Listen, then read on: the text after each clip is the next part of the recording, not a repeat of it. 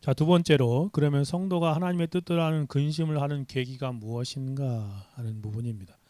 사도 바울은 고린도 교회 성도들에게 보낸 편지에서 자신이 그들로 하여금 근심하게 하였다라고 말해요. 8절 같이 읽어볼까요?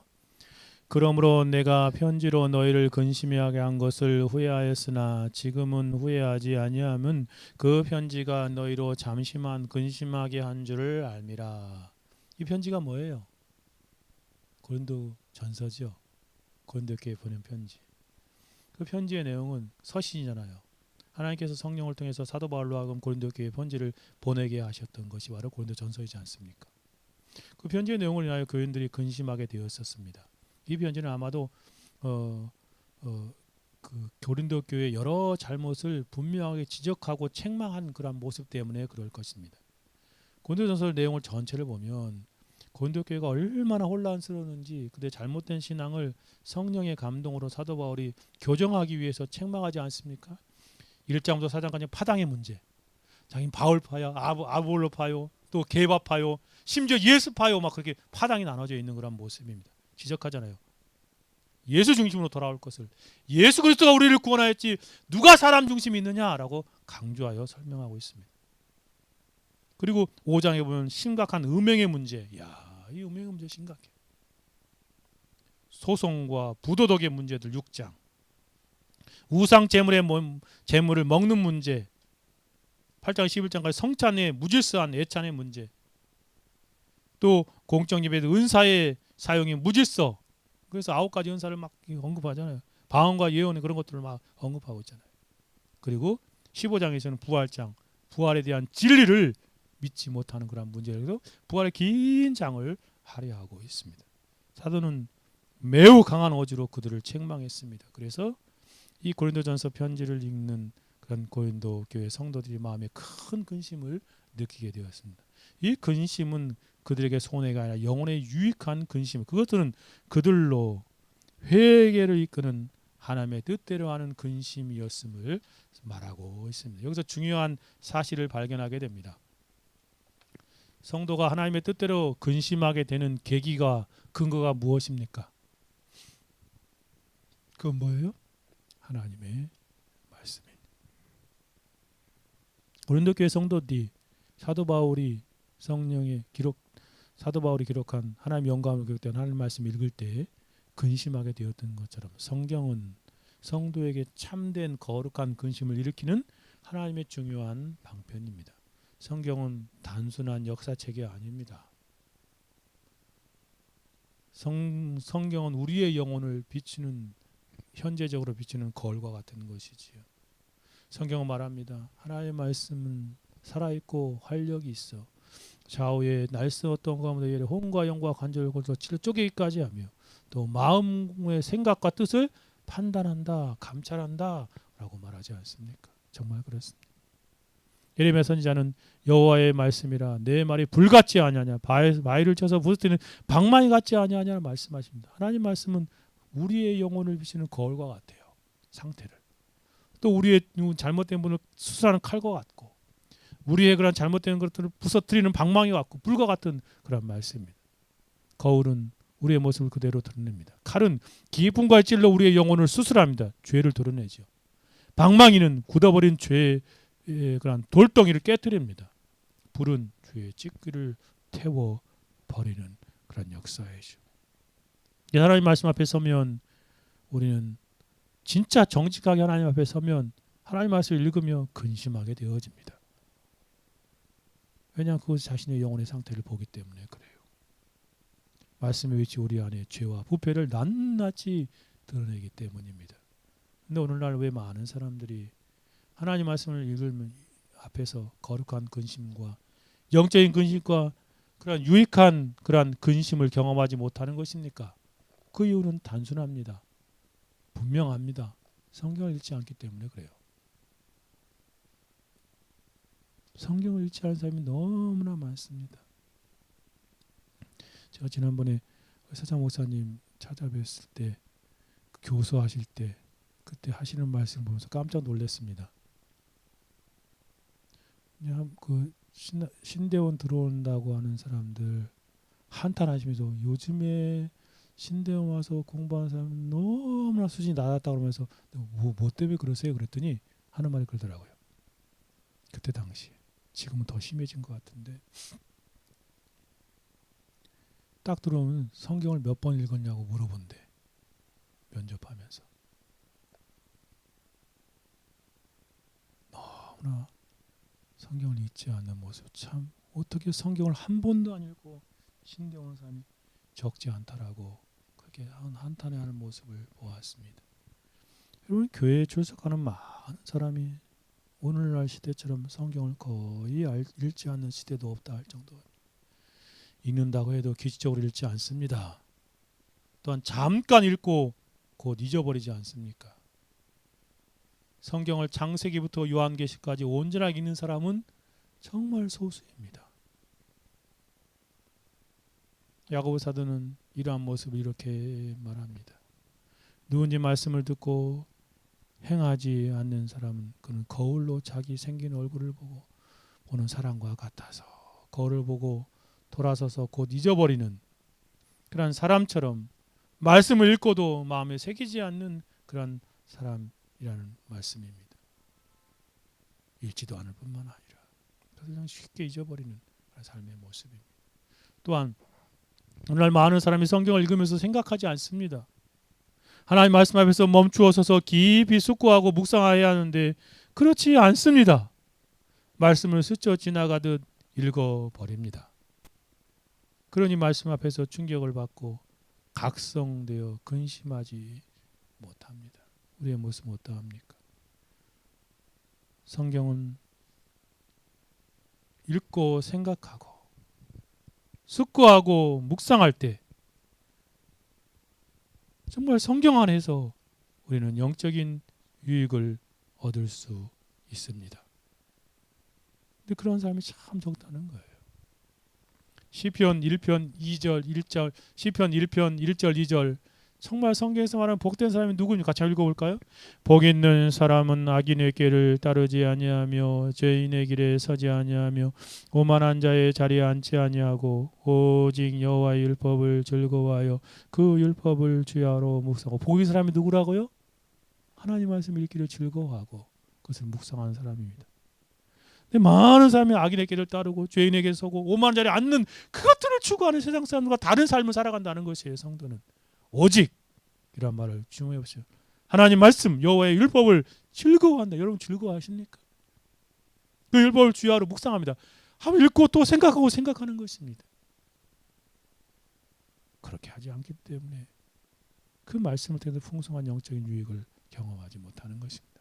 또 하나의 문제는 성경을 읽으면서 성경을 통해 말씀하신 하나님의 음성을 들으려 하지 않습니다. 이상한 사람들처럼 성경이 아니라 뭐 개인적인 뭐 하나님 음성을 듣는다고 막 저 이상한 선교죠. 저 대학생 선교단체 그렇게 하잖아요. 근데 교회 많이 퍼져와 가지고 막 그래서 이상하게 사람들을 호도하는 거예요. 하나님 음성 듣는다고 하면서 성경을 무시하고 신비적으로 접근하다가 저는 개인적으로 생각해 사단의 속임수에 넘어가고 있는 모습이라고 생각합니다. 자기 생각에 사로잡히는 것이 조심해야 합니다. 하나님의 음성을 바르게 듣는 방법은 성경을 읽고 기록된 말씀 안에서 들어야 합니다. 매일매일 읽는 그 말씀 안에서 하나님 음성을 들어야 합니다. 성경은 단지 과거의 기록이 아닙니다. 하나님께서 오늘 읽는 그 순간 그 말씀 앞에서 말씀 안에서 현재적으로 그 말씀을 통해서 하나님께서 우리에게 말씀하십니다. 그럴 때 여러분이 그 말씀 안에서 큰 영적인 유익들을 많이 누리게 될 것입니다. 또한 우리는 성경을 읽을 때 질문해야 합니다. 최소한 2가지 질문을 해야 합니다. 이 말씀이 무엇을 말하는가? 이 말씀의 의미가 무엇인가? 그렇죠? 또 왜 하나님께 이렇게 말씀을 주셨는가? 그럼 적어도 what, why 이 2가지 질문은 꼭 가지고 성경을 읽어야 합니다. 읽을 때마다. 이 질문을 붙들고 읽을 때 성경은 저와 여러분의 영혼의 상태를 드러내는 거울처럼 작용합니다. 그때 우리는 깨닫습니다. 아, 내가 이런 죄를 가지고 있구나. 내 마음이 이렇게 교만하였구나. 내 마음이 이렇게 하나님을 신뢰하지 못했구나. 내 믿음이 이렇게 약하구나 라는 사실을 알게 되는 것입니다. 그때 우리의 마음이 거룩한 근심이 생겨집니다. 존 칼빈의 표현처럼 하나님 말씀의 역할을 이렇게 말합니다. 하나님 말씀은 우리의 마음을 찔러 우리를 하나님 앞에 겸손하게 만든다. 그렇습니다. 그렇게 읽을 때 그렇다는 것이요. 헤르만 바빙크도 이렇게 성령께서 말씀을 통해 우리 죄를 깨닫게 하시고 회개로 인도하십니다. 말씀과 성령은 함께 역사하여 우리 안에 회개의 근심을 불러일으키십니다. 사랑하는 성도 여러분, 우리의 모습은 어떻습니까? 거룩한 근심에 이르게 하는 정말 근거와 계기가 되는 하나님의 말씀. 하나님 말씀을 얼마나 진지하게 읽고 있습니까? 하나님 읽으면서 우리의 삶을 돌아보고 있습니까? 참으로 참된 성도는 성경을 읽고 그 말씀 안에서 하나님의 성을 듣는 사람입니다. 그 말씀 앞에서 거룩한 근심을 경험하며 사는 것이죠. 저도 개인적으로 매일 맥진을 볼 따라 읽으면서 그때마다 번뜩 하나님이 주시는 말씀이 있습니다. 짧은 시간에도 그것을 이렇게 나누지 않습니까? 하나님 말씀 읽고 그 말씀을 붙들고 사는, 그 말씀 앞에서 자신을 돌아보고 현실을 붙들고 거룩한 근심을 경험하는 삶을 살아가는 삶이 되어야 하겠습니다. 만약 우리에게 이러한 근심이 없다면 우리는 성경을 읽기를 깊이 다시 한번 재고하고 점검해보고 돌아봐야 합니다. 참된 성도는 규칙적으로 성경을 읽는 사람입니다. 그리고 읽을 때 집중하여 읽고 숙고하고 묵상하고 질문하며 읽는 사람입니다. 언제까지 그렇게 해야 합니까? 하나님 말씀이 우리의 마음을 찌르고 거룩한 근심이 우리 마음 가운데 불릴 듯 일어날 때까지입니다. 사랑하는 여러분, 여러분은 성경을 읽다가 하나님 말씀 앞에서 마음에 충격을 받은 적이 있습니까? 말씀 읽다가 양심이 찔린 적이 있습니까? 성경은 우리를 위로하기 위한 그런 책만이 아닙니다. 먼저 우리를 깨트리는 책입니다. 그리고 우리는 날마다 말씀이라는 거울 앞에 서야 하는 것입니다. 날마다 하나님 말씀이라는 거울에 우리의 영을 비추어 보며 하루하루 살아가야 합니다. 방마와 같은 말씀에 우리의 교만과 자아가 깨트려지도록 하십시오. 칼과 같은 말씀에 우리의 죄와 잘못이 수술되도록 하십시오. 그렇게 할 때 우리의 마음에 거룩한 근심, 영적인 근심이 일어나고 그 근심은 결국 회개와 생명으로 우리를 인도할 것입니다. 사랑하는 성도 여러분, 말씀을 통해서 이러한 거룩한 근심이 우리 안에 일어나도록 성령의 은혜를 간절히 구하며 성경을 새로운 그런 시각 방식으로 읽는 삶을 살아가는 저와 여러분이 되어야 하겠습니다. 세 번째로, 하나님의 뜻대로 하는 근심은 구체적으로 어떤 역할을 하여 성도에게 그런 영적인 영향을 미칩니까? 고린도후서 7장 11절에 하나님의 뜻대로는 근심이 고린도 교회에게 어떠한 영향을 미쳤는지 매우 구체적으로 표현합니다. 이것이 바로 참된 그러한 회개한 자들에게, 성경 앞에서 참된 회개한 자들에게 나타나는 그러한 회개의 모습입니다. 7가지를 설명하고 있습니다. 11절만 다시 한번 읽어볼까요? 보라, 하나님의 뜻대로 하게 된 이 근심이 너희로 얼마나 간절하게 하며 얼마나 변증하게 하며 얼마나 분하게 하며 얼마나 두려워하게 하며 얼마나 사모하게 하며 얼마나 열심 있게 하며 얼마나 벌하게 하였는가. 너희에 대하여 일체 너희 자신을 깨끗함을 나타내었느니라 라고 말씀하시고 계십니다. 사도는 여기서 7가지 회개의 열매, 참된 회개의 열매 모습을 보여주고 있습니다. 이 7가지는 서로 다른 회개가 아니라 참된 회개가 나타내는 다양한 모습입니다. 세례 요한도 동일한 진리를 선포하지 않습니까? 그러므로 회개에 합당한 열매를 맺으라. 라고 말한 그 7가지가 그 열매가 여기 7가지로 표현된 것입니다. 참된 회개는 단순한 감정이 아닙니다. 눈물 몇 방울 흘리는 거 아니라는 거예요. 마음이 찢어지는 그런 고통 아니라는 거예요. 삶의 변화로 역사하는 것입니다. 7가지가 그것이에요. 메터는 이렇게 표현합니다. 회개에 합당한 열매는 회개의 가장 확실한 증거입니다. 마음이 변하면 반드시 삶이 변화됩니다. 고린도 교회의 성도들이 사도 바울이 보낸 하나님 말씀을 읽고 하나님의 뜻대로는 근심에 사로잡혔습니다. 그 근심은 단순한 눈물 몇 방울 흘리는 슬픔이 아니라 참된 회개를 낳았고 이 7가지 열매의 모습으로 열매를 맺게 된 것입니다. 마치 굳어버린 땅에 봄비가 내리면 생명이 싹트듯이 하나님 말씀으로 인하여 거룩한 근심은 영혼 속의 회개의 열매를 자라게 합니다. 이제 사도 바울의 7가지 회개의 열매, 그 참된 회개의 열매의 모습을 살펴봅시다. 첫째 뭐예요? 간절함입니다. 스포데라는 단어입니다. 하나님의 뜻대로 하는 근심이 성도들 향하여 얼마나 간절하게 하였는가. 여기서 사용된 헬라어는 이 스포데는 열심부진한 신속하게 행동하는 진지한 노력을 의미해요. 이 단지 이 문자적으로 어떤 일을 지체하지 않고 서둘러 행하려는 마음, 열정적인 노력을 가리키는 단어입니다. 즉 영적인 무관심과 게으름과 반대되는 태도예요. 정말 그냥 간절함 없이 왔다 갔다 하는 그런 모습이 아니라는 거예요. 무관심하고 영적인 게으름. 윌리엄 핸더슨의 이 단어를 설명하면서 스포데라는 단어는 무관심이나 태만과 반대되는 진지한 열심을 의미합니다. 마음속에 일어나는 감동이 실제 행동으로 나타나는 것을 뜻합니다. 정말 참된 이러한 간절한 열망이 솟아오르는 것이에요. 하나님의 뜻대로 하는 근심은 단순히 마음속에서 슬퍼하는 감정 정도로 끝나지 않습니다. 영혼을 깨웁니다. 하나님을 향한 부지런히 나아가게 만드는 그런 내적인 동력으로 역사하는 것이 참된 회개의 열매입니다. 성경에서 이러한 영적인 간절함을 강조합니다.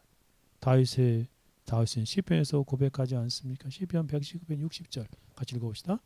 주의 계명들을 지키기에 신속히 하고 지체하지 아니하였나이다. 그렇습니다. 어떻게요? 신속. 참된 회개는 하나님 말씀을 듣고 미루지 않고 즉시 순종하는 마음으로 나아가는 것입니다. 왓슨의 표현처럼 참된 회개는 영혼을 깨우고 하나님께로 달려가게 한다. 조셉 올라인도 천국의 초대라는 책에서 그러잖아요. 죄에서 돌이키는 것 정도가 참된 회개가 아니라 하나님을 향하여 나아가는 것이다. 삼위일체 하나님을 향하여 나아가는 것이다. 표현하지 않습니까? 참으로 그렇습니다. 하나님의 뜻대로 하는 근심이 마음에 임하면 영혼이 잠에서 깨어나듯이 일어나 하나님께로 달려나아가는 것입니다. 참된 회개가 있는 것에 반드시 영적인 간절함, 열심과 부지런함이 나타납니다. 두 번째는 뭐예요? 변증입니다. 변증. 아폴로기아라는 단어입니다. 사도는 성령의 감동으로 하나님의 뜻대로 하는 근심이 성도에게 얼마나 변증하게 했는가라고 말합니다. 이 변증, 자신을 변명하여 설명하는 말을 의미합니다. 이 단어는 원래 법정적인 용어입니다. 법정에서 피고가 자신의 견해를 밝히고 변호하는 말을 가리키는 법정 용어입니다. 그러나 본문에서 말하는 변증은 좀 다릅니다. 자신의 죄가 무죄라고 정당하게 변명하는 것을 말하는 것이 아닙니다. 오히려 정반대입니다. 이 변명은 뭐냐면 자기의 죄를 인정하는 변명입니다. 그 죄에 대해 진지하게 사과하는 모습입니다. 자신의 마음이 진실하게 변화되었음을 나타내는 겸손한 고백이 바로 이 변명입니다. 세상 사람들의 변명과 전혀 다르지요. 하나님 앞에서 그렇게 하는 것입니다. 사람 앞에서도요. 다시 말해서 이것은 죄를 숨기기 위한 자기 변명이 아니라 내가 죄인입니다. 내가 잘못했습니다. 자기 죄를 드러나는 정직한 고백입니다. 윈드라 핸더슨 교수가 전한 것처럼 그들은 자신들이 범죄한 죄를 진지하게 사과하기에 이르렀습니다. 이것을 변명이라고 말한 것입니다. 그들은 죄를 가볍게 여기지 않고 그것을 인정하고 용서를 구했습니다. 성경은 역시 이 참된 회개의 열매를 분명히 가르치지 않습니까? 요한일서 1장 9절 같이 읽어봅시다. 만일 우리가 우리 죄를 자백하면 그는 미쁘시고 의로사 우리 죄를 사하시 우리를 모든 불의에서 깨끗하게 하실 것이요. 그렇습니다. 참된 회개는 결코 자기 변명으로 자신을 보호하는 태도가 아닙니다. 오히려 하나님 앞에서 자신을 낮추고 일일이 자신의 모든 죄를 자백하며 하나님 죄인이로소이다 용서를 구하는 겸손한 마음입니다. 회개하는 사람의 입에는 변명이 없고 자백과 고백만 있다라고 토마스 왓슨은 잘 설명해주고 있습니다. 그러므로 하나님의 뜻대로 하는 근심이 임하면 사람은 더 이상 죄를 숨기거나 정당하지 못합니다. 오히려 하나님 앞에서 정직하게 변명합니다. 변론합니다. 정직하게 드러내고 죄를 고백하고 은혜를 구하는 자리로 나아가게 되어집니다. 여기까지만 살펴보고 오후에 살펴봅시다. 사랑하는 여러분, 우리는 하나님 앞에 정말 하나님의 뜻대로 하는 근심, 그러한 근심 가운데 살아가는 참된 성도의 모습입니까? 세상 근심이 아니라 참된 근심으로 하나님 말씀에 근거한 거룩한 근심으로, 영적인 근심으로 이 땅을 살아가고 있습니까? 우리 자신을 돌아봅시다. 세상 근심을 버리고 하나님의 거룩한 근심의 삶을 살아가는 저와 여러분의 삶이 되어야 하겠습니다. 하나님이 날마다 회개하는 삶을 살아가신 저와 여러분의 삶이 되어야 하겠습니다. 같이 한번 기도합시다. 들은 말씀 생각하며 기도합시다. 하나님 아버지, 우리가 이 땅을 살아갈 때에 정말 하나님 말씀을 읽고 듣고 묵상하고 그 말씀 앞에서 하나님의 뜻대로 하는 거룩한 근심으로 하나님 앞에 회개의 열매를 맺는 삶이 되어지게 하옵소서. 같이 한번 기도하겠습니다. 같이 기도합니다. 거룩하시고 자비로우신 하나님 아버지, 감사합니다. 하나님 아버지, 참으로 하나님의 뜻대로 하는 근심은 후회할 것 없는 구원에 이르는 회개에 이르는 것이라 말씀하신 하나님 아버지, 그러나 세상 근심은 사망에 이르는 것이라 말씀하셨는데 우리가 이 땅을 살아갈 때 얼마나 많은 세상 근심과 걱정에 사로잡혀 살아가고 있나이까. 주님 용서하여 주옵소서. 사망에 이르는 그런 세상 근심에서 벗어날 수 있도록 하나님 도와주옵소서. 하나님 우리의 삶 가운데 세상의 근심을 이기는 삶을 살아갈 수 있도록 도와주옵소서. 아버지 하나님, 세상 근심에 사로잡혔던 모든 삶들을 하나님 앞에 내려놓고 하나님 그 모든 삶들을 회개하는 삶을 살아갈 수 있도록 도와주시기를 간절히 소원하고 바라고 나옵니다. 그런 세상 근심의 그러한 죄를 깨닫고 즉시 회개하는 삶을 살게 하시고 하나님 세상 근심에 사로잡혀 살지 않고 하나님 즉시로 근심할 시간에 하나님 앞에 나아가 근심과 걱정을 기도로 바꾸는 삶을 살게 하시니 하나님 정말 세상 근심을 극복적으로 이기는 하나님과 하나님 말씀을 신뢰하며 극복하는 삶이 되어지도록 도우심에 역사하여 주옵소서. 너 근심 걱정 말아라, 주 너를 지키라 말씀하시는 그 말씀 앞에서 하나님을 신뢰하고 약속의 말씀을 붙들고 세상 근심을 이기고 세상 근심에서 벗어나는 그러한 참된 성도의 삶이 되어지도록 아버지 도와주시기를 간절히 소원합니다.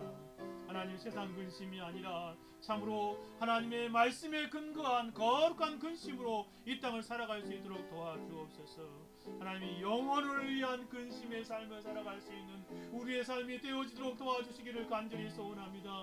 자신의 영혼을 바라보며 자신의 영혼 때문에 하나님 앞에 말씀에 계시한 그 말씀 안에서 거룩한 근심으로 하나님 살아갈 수 있도록 도와주옵시고 또 우리 주변에 있는 영혼들을 향한 거룩한 근심으로 살아갈 수 있도록 주님 도우심에 역사하여 주옵소서. 그래서 하나님의 뜻대로 근심함으로 말미암아 회개케 하게 하여 주시고 하나님 앞에서 그 회개의 참된 열매를 맺을 수 있도록 하나님 도와주옵소서. 하나님 아버지 앞에서 간절함을 회복하게 하여 주시고 또 하나님의 변론함을 회복할 수 있도록 도와주시기를 간절히 소원하고 바라고 나옵나이다. 오 하나님 아버지, 세상 근심에 사로잡힌 우리를 하나님 다시금 말씀으로 회복시키시고 거룩한 근심의 사람들이 되어지게 하옵소서. 주 예수 그리스도의 이름으로 기도 올려드리옵나이다. 아멘. 382장입니다. 너 근심 걱정 마라.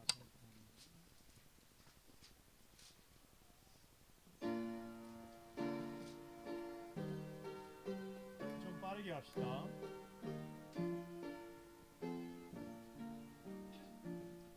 너 근심 걱정 말아라. 주 너를 지키리. 주 날개 밑에 떠나라. 주 너를 지키리. 주 너를 지키리. 아무 때나 어디서나 주 너를 지키리. 늘 지켜주시리. 어려워나 힘들 때에 주 너를 지키리. 위험한 길을 떠날 때 주 너를 지키리. 주 너를 지키리. 아무 때나 어디서나 주 너를 지키리. 늘 지켜주시리. 너을 것 미리 하시고 주 너를 지키리. 구하는 것을 주시며 주 너를 지키리. 주 너를 지키리. 아무 때나 어디서나 주 너를 지키리. 늘 지켜주시리. 어려운 시험 당해도 주 너를 지키리. 우주의 품에 거하라. 주 너를 지키리. 주 너를 지키리. 아무 때나 어디서나 주 너를 지키리. 늘 지켜주시리.